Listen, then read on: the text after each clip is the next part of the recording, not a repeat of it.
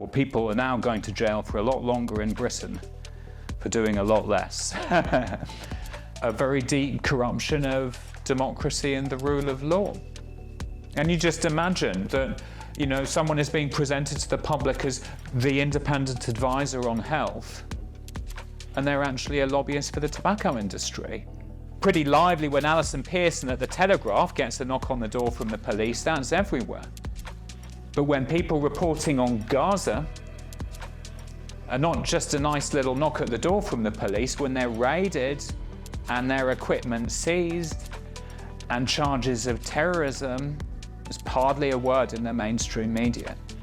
So we've even had Jacob Rees-Mogg, for example, say, I'm with you on defend our juries. I'm with you on jury trial. This goes back to Magna Carta.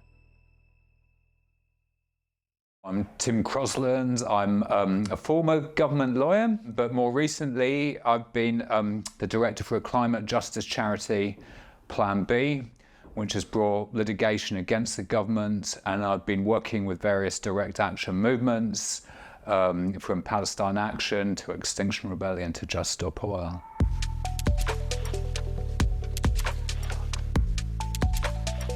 The current situation around protest in the UK, just to be a bit provocative, you could say credibly at this point that it's comparable to Russia, China. And I just want to substantiate that because it can sound, a bit implausible. But go back to 2013. Some people will remember the Arctic 30, who board an oil rig that's in Russian territory.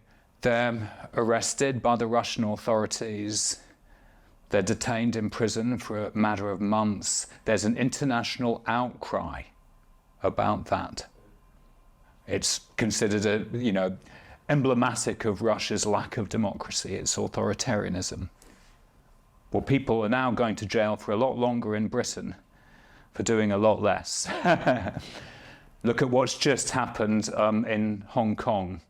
47 pro-democracy activists jailed, many of them for less than people doing similar things in the UK. So I think you can actually say we're in pretty bad company right now.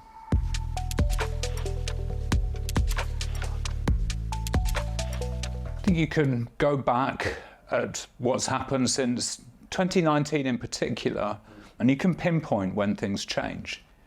Because April 2019, people will remember the Extinction Rebellion protests in London, the big pink boat in Oxford Circus, Waterloo Bridge becomes a kind of festival for weeks. We have these images of skateboarding police, joining in. That now seems a long, long time ago. People might also remember just before that, in 2018, there's a Court of Appeal case around the Frack-Free three anti-fracking protesters. Initially, they'd been jailed by a judge. It later emerged that that judge had family links to the fracking industry. Their case comes to the Court of Appeal, and the Court of Appeal says, well, this is manifestly excessive, these jail sentences. These were three people who blocked the traffic on the road to Quadrilla's fracking site for some 40 hours. And they go, we've got a long, proud tradition in this country of civil disobedience, and those taking part are often shown to be on the right side of history. So these jail sentences of 15 months imprisonment, we're going to quash those and replace them with conditional discharges, right? That's in 2018. It's only 6 years ago. What happens after the April Rebellion, as it was called in 2019, Michael Gove calls in a delegation from Extinction Rebellion. There were 3 demands: to tell the truth, declare a climate emergency, a net zero target, authentic democracy with a citizens' assembly. By the 1st of May 2019, British Parliament has declared a state of climate emergency. And then the really key thing, by June 2019, the British government has committed to a legally binding net zero target.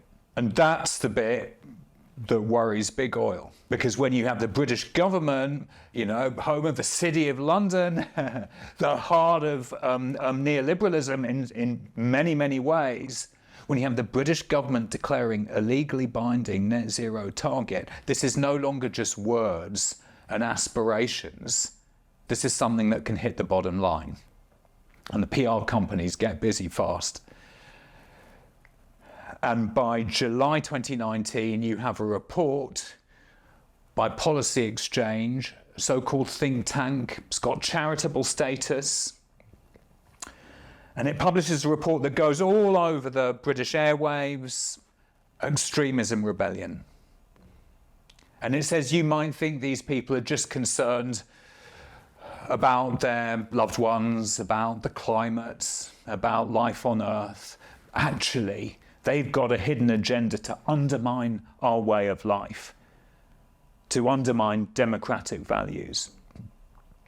It's complete nonsense, right? I mean, you only need to look at Exile's demands to see it's actually about more democracy. Citizens' assemblies are upgrading democracy, but it has a huge impact.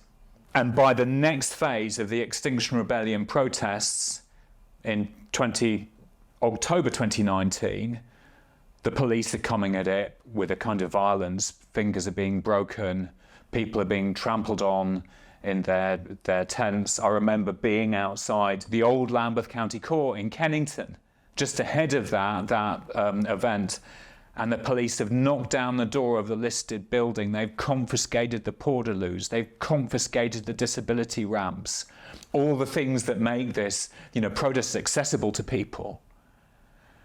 And it's extraordinary. And that is, flowing from that reframing by lobbyists and vested interests.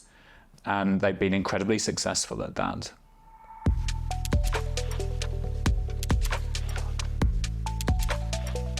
So good question about secondary legislation and how that can be abused, how it can undermine democratic principles. I guess the first thing to point out is mainly what we think about as law, and the rule of law in this country is primary legislation. In other words, laws passed by Parliament who've been voted in by the public. But there are certain details in the legislation sometimes that might require changes. For example, if you think about drugs legislation and synthetic drugs that are being continually manufactured, redesigned, well, maybe the primary legislation says we're going to prohibit Class B drugs, certain kinds of drugs as Class B drugs, and then something new is developed, and maybe secondary legislation will bring that into that category of primary legislation. So you're not having to have a whole load of parliamentary time just to deal with some detail. What Suella Braverman did is she used that process that bypasses Parliament to change in a really major way protest rights.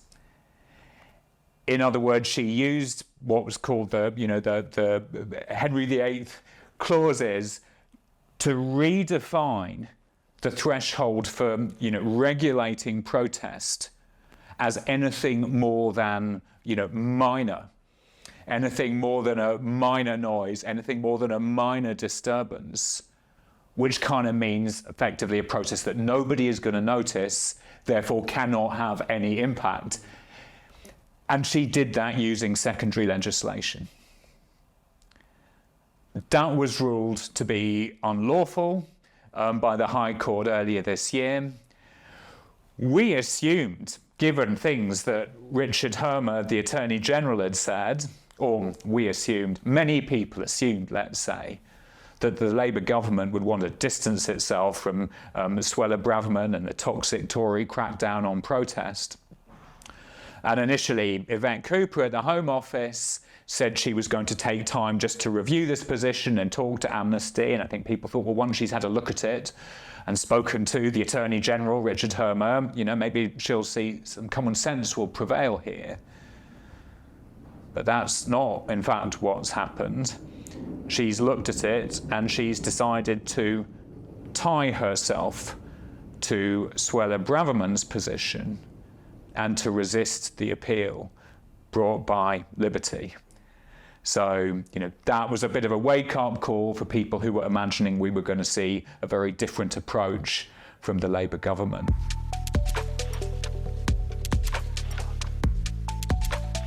I guess personally, I was maybe slightly less surprised than some, because it feels like so often, our expectations for progressive governments are quickly dashed, and that what happens is that people who come into government with certain ideals, well, maybe or maybe not, they're then faced with people who've got themselves into influential positions, the lobbyists, who say, well, Minister, now that you're here, I need to let you know about this grave threat to our democracy. And if you don't sign here, if you don't press this button, terrible things are going to happen. And busy ministers go, oh, okay, well, thank you for telling me, that sounds really serious. So we'd better make sure that these threats to our democracy are contained.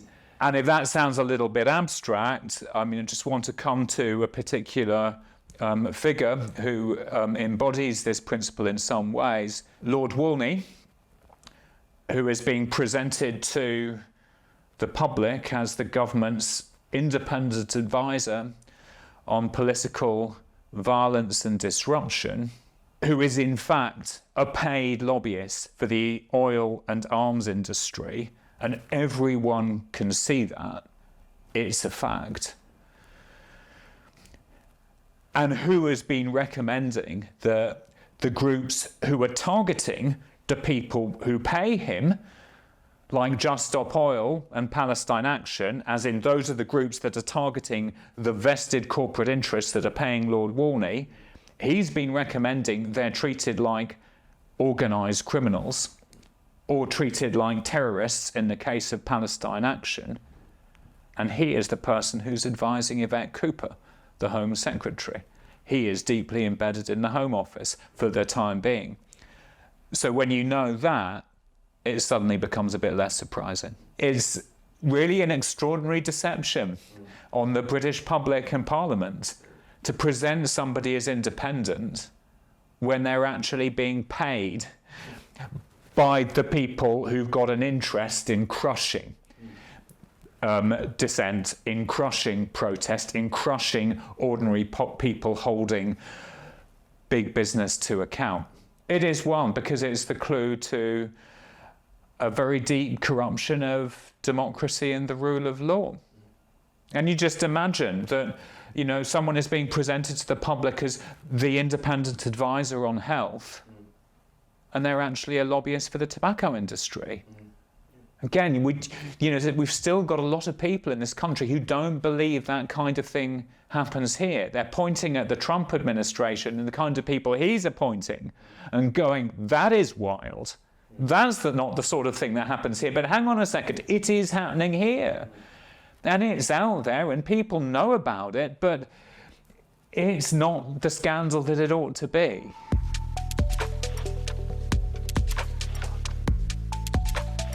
Just going to give a sequence of events, which is a sort of human snapshot of how this is playing out. Very tragically, February last year, a young person who'd been taught that what young people should do is step up, take action to determine their future. He'd done that with various climate movements, all completely peaceful, non-violent action.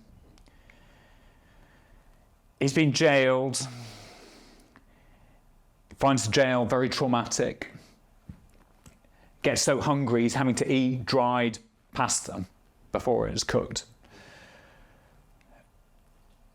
Gets out of prison. In between the next court appearance, he has license conditions imposed on him that prevent him from contacting any of the people in his support network, all the people he'd rely on for emotional support. He then takes his own life.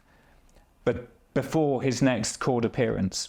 At that point, some of the other people in the movement who are being put on trial for peaceful direct action decide they're not going to take any more of judges saying, you cannot mention your motivation to the jury for why you took action.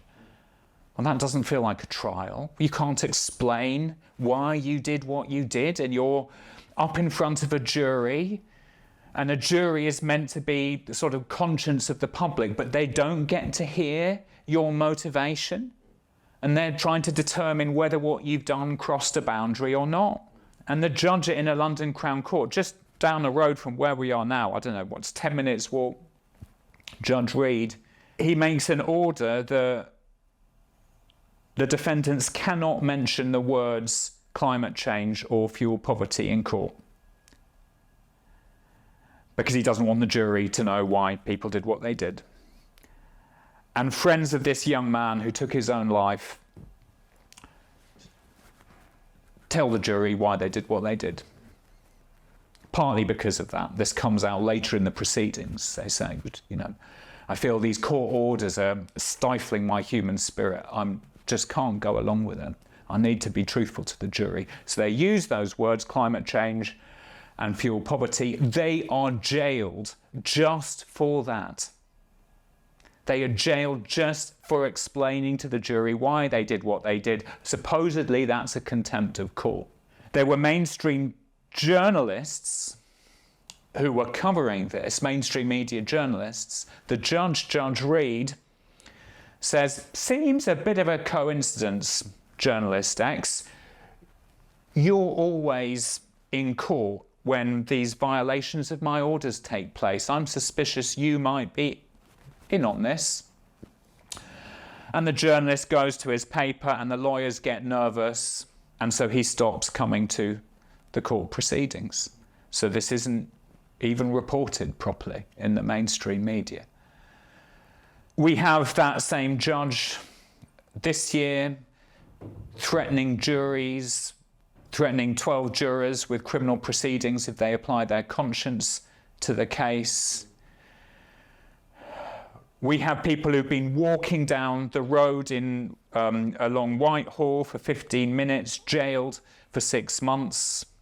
We've had people's homes raided at dawn before they've done anything, as if this was serious organised crime. We've had journalists, their homes raided, their computers seized, their telephones seized, and you'd think maybe the Journalists' Union would be reporting on this. Well, wow, it gets pretty lively when Alison Pearson at the Telegraph gets a knock on the door from the police. That's everywhere. But when people reporting on Gaza are not just a nice little knock at the door from the police, when they're raided and their equipment seized and charges of terrorism, there's hardly a word in the mainstream media. That's the really chilling thing. I mean, we've got chilling authoritarian measures taking place in this country, and I mention it to, friends of mine who would consider themselves educated or well-informed, and they don't know about this, and they go, what? You really telling me this is happening in Britain? But it is. Yeah.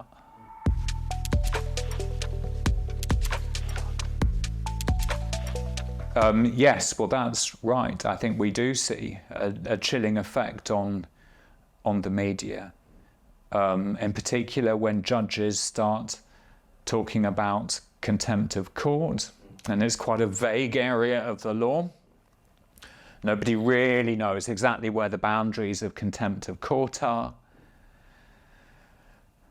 When you see terrorism legislation used in this very expansive way, so the people who were said to be, supporting or advocating for a terrorist group, by which, it can just mean people engaged in resistance to what is, according to Amnesty this morning, genocide, what is, according to the International Court of Justice, plausible basis for a claim under the Genocide Convention. And people calling that out, people calling out mass terrorism on a civilian population being arrested for terrorism? Whoa. I think partly it's that feeling of nobody knows when things are so subverted, when basic morality is so inverted, nobody knows where they stand anymore. And I think that is a very chilling situation in all walks of life, not just for protests, for institutions, arts institutions who are worried about saying the wrong thing, getting on the wrong side of government, losing their funding. The judges who are worried about not getting promoted to the next tier if they're not seen as, going with the right direction of travel. I think it's chilling right across society, yes.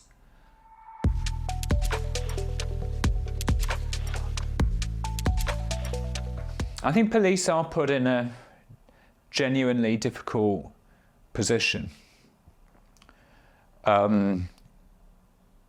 They got a really hard time in the right-wing media and from politicians back in April 2019 when they were reading the mood around those Extinction Rebellion protests, seeing that something important was happening for civil society, and in my opinion, judging that very well, but then they're then vilified by the Mail, the Telegraph, and others, and a lot of pressure is brought to bear on the police, and they're put under pressure to police protest in a completely different way. And at one point I was doing some police liaison for Extinction Rebellion back in 2019.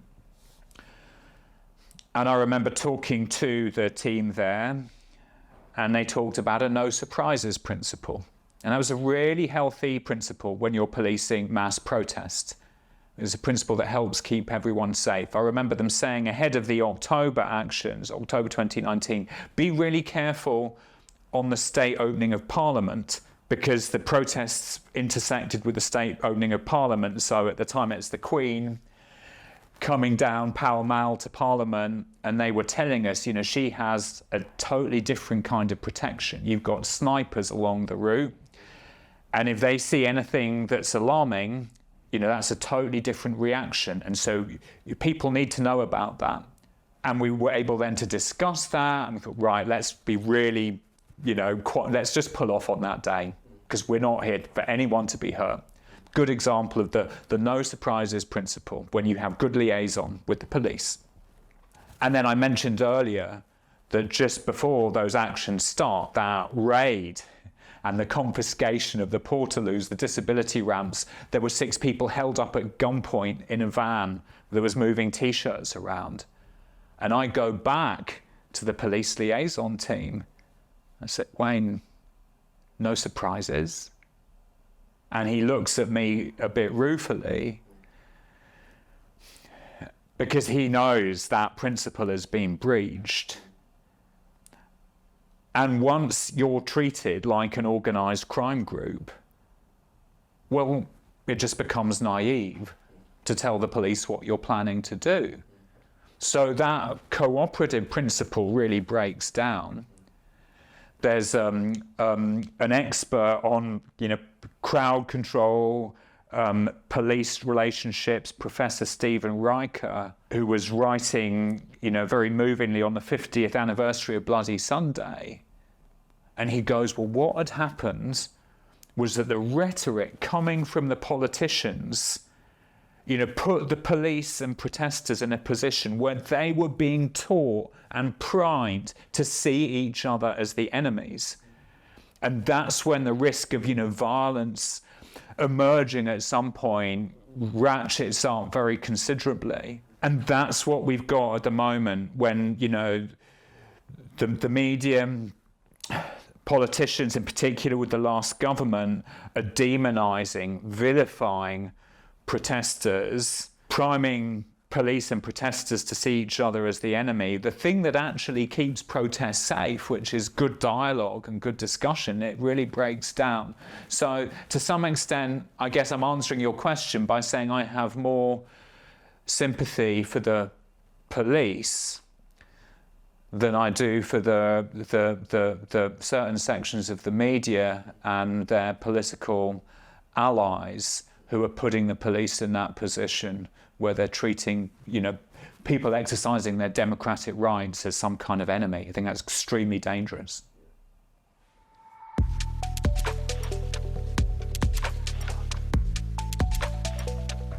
I guess it brings into focus the complete insanity of the situation we find ourselves in, because everybody knows we're in the middle of a prisons crisis. The prisons are so full that people who've been convicted of sexual violence, for example, are being released early. There have been stories in the press about very quick repeat offences around that. I'm not saying that because I think prison isn't necessarily a good place for anyone, but it's just part of the picture here. And yet at the same time, those 16 people, all peaceful protesters, all trying to wake the public up to the objective, dire threat, not just threat from the climate crisis. We saw in October what this looks like in Valencia, doesn't it? And how people then feel betrayed by their politicians, by their leaders, when it's actually their lives, their people that they loved who died, their homes that have been destroyed. What that actually feels like after decades and decades of inaction and emissions just going up like this. Well, we're filling the prisons with those people. And those 16 people, between them, it's total 41 years in prison. And that's just, from 4 cases. And all those cases, all those sentences taking place in the months after Lord Walney's supposedly independent report in May of this year, which called for Just Stop Oil and Palestine Action to be treated like organised criminals. That's given permission space to a subset of judges, because it's not all judges. Some judges do a totally different thing. And if there's a conviction, a community order. Other judges go 5 years, complete justice, lottery. But that report gave permission space for a subset of politicised, ideological judges to imprison the people who are threatening the order that they may have interests with, or maybe they believe in. And it brings that whole situation to a kind of clarity and a focus that those cases are coming together before the Court of Appeal at the end of January. I think there's an opportunity to actually get this fully into the public consciousness, finally. Does this make any sense? Is this really where we want to be as a country, that people taking non-violent action to hold corporations to account for their decades of misinformation to the public, that those are the people we're filling our jails with?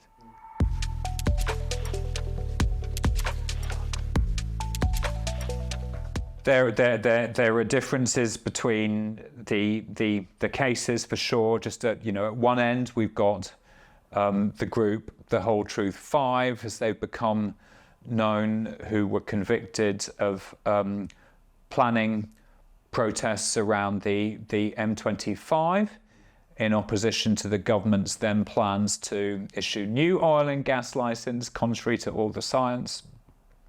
They were jailed for 4 and 5 years, the 5 of them. Then a very, probably the most different case is Phoebe and Anna, who were jailed for 2 years and 20 months respectively for throwing soup at the glass protecting Van Gogh's Sunflowers painting, which is a very symbolic kind of action.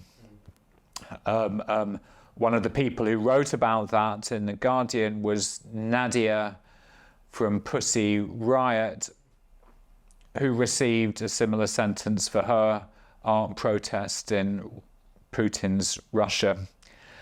a while ago, and she wrote about that comparison, a very symbolic action. So you're absolutely right, there's really significant differences between the cases. I think those differences will come out in the appeal hearing.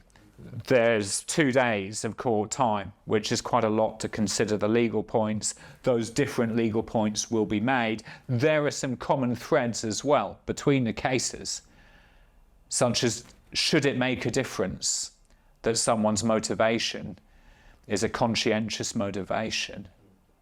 Should it make a difference that the context is the objective fact of climate breakdown, which according to science is, threatening mass loss of life and the collapse of civilization? Should it make a difference that we know that government's actions are grossly inadequate, that the court process is failing?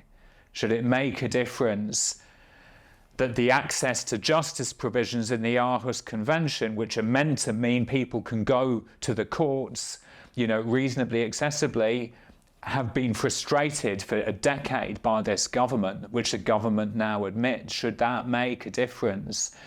Should it make a difference that the government is violating international law under the Aarhus Convention with actions that appear to be penalising, harassing environmental defenders, a convention this government has signed up to? So these are some of the common threads. These are some of the arguments that would apply to all the cases, although there will be differences between some of the cases. And I think you're right, one of the impacts of bringing the 4 cases together is it creates a spectacle. It creates a moment when people can actually look at what's happening in the name of our supposed democracy.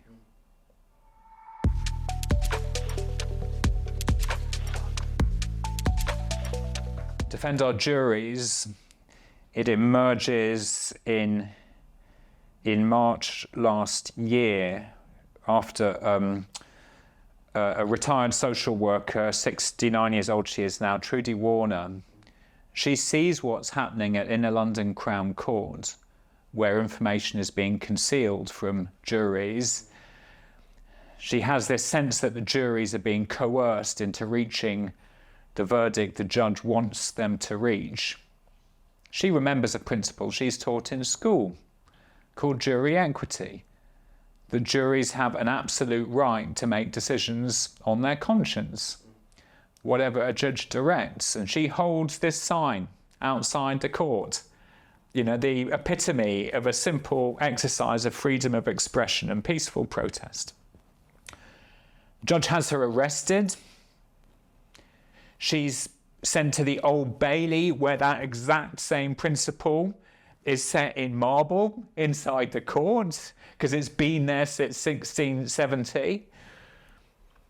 She's then sent to the Attorney General's office and essentially charged with contempt of court, which could mean 2 years in prison. And a group of people decide, well, this has just crossed a line. We're going to do the same thing. And by May, you have 20 people holding up the same sign. They're all referred to the Supreme Court for contempt of court.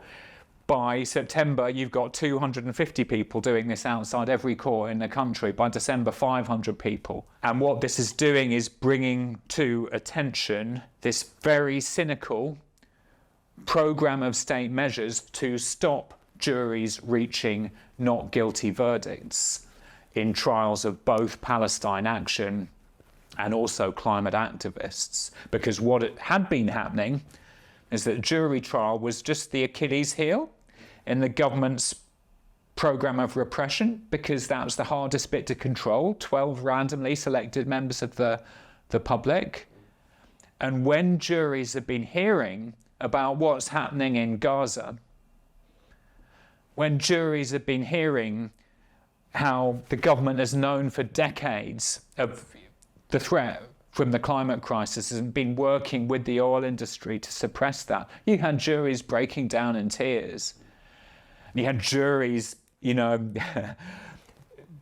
some really sort of democratic moment happening, and juries doing their job, and time after time acquitting people on trial. That was, a real threat to this program of repression. It was deeply embarrassing to those vested interests. And that's when you started to see these measures to try and stop people explaining in court, why they'd taken action, removing defences from people that had previously been there, the defence of reasonable excuse or proportionality to the crisis, defence of taking action to prevent massive loss of life. Defences being removed by judges. So that's what Defend Our Juries set up to do, just to bring that to public attention, because there's a whole load of people out there who've taken those critiques around the environmental movements, who've maybe believed or maybe just really pissed off about being disrupted in traffic, whatever it is, who nevertheless don't like the idea of juries being interfered with. So we've even had Jacob Rees-Mogg, for example, say, I'm with you on Defend Our Juries, I'm with you on jury trial. This goes back to Magna Carta. This is a proud British institution. We should not be messing with jury trial. So I think it gets to people in a very different way, that interference with the judicial process that we're seeing and that we're witnessing. And when meetings have come to light with the Attorney General, with Elbit Systems, who's been the target for Palestine Action, one of the big arms suppliers to the Israeli government, and you see all these meetings that are taking place with the Home Secretary, with the Attorney General, with Elbit Systems. They're talking about the problem of jury acquittals as if it's something to be fixed. And you see this in Lord Walney's report again in May, the problem of jury acquittals. What are we going to do about these annoying juries, members of the public, who are siding with the activists? So that's what the Defend Our Juries campaign has been about. And then Free Political Prisoners comes out of that in July of this year, after the sentencing of the whole True Five, for 5 years and 4 years in imprisonment. That was the range for the 5 people.